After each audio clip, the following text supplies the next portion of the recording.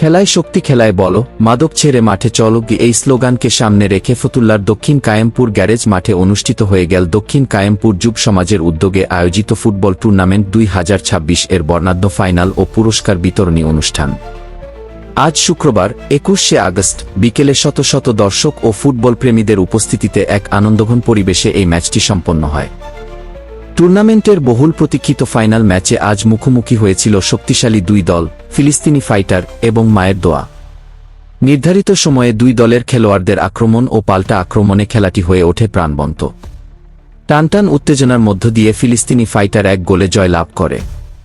এ সময় দর্শকরা উপভোগ করেন একটি চমৎকার ফুটবল লড়াই। খেলা শেষে এক আলোচনা সভা ও পুরস্কার বিতরণী অনুষ্ঠানের আয়োজন করা হয়।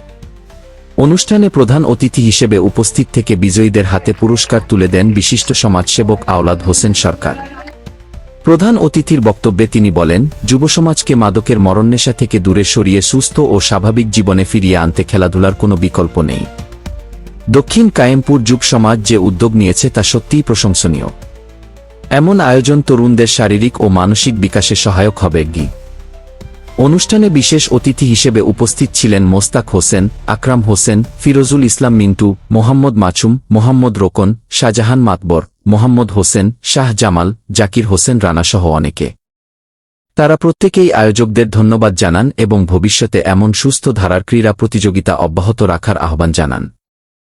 জয়ের সঞ্চালনায় পুরো টুর্নামেন্টটি সফলভাবে সম্পন্ন করতে নিরলস পরিশ্রম করেছেন আয়োজক কমিটির সদস্য ফারুক, নীরব, মোস্তফা এবং জুবায়ের। দক্ষিণ কায়েমপুর যুব সমাজের সৌজন্যে আয়োজিত এই ফুটবল আসরটি এলাকায় ব্যাপক সাড়া ফেলেছে। পুরস্কার বিতরণী অনুষ্ঠানের মাধ্যমে টুর্নামেন্টের সমাপ্তি ঘোষণা করা হয়। এলাকার সাধারণ মানুষ এবং ক্রীড়ামোদী দর্শকরা এই সুন্দর আয়োজনের জন্য আয়োজক কমিটিকে সাধুবাদ জানিয়েছেন।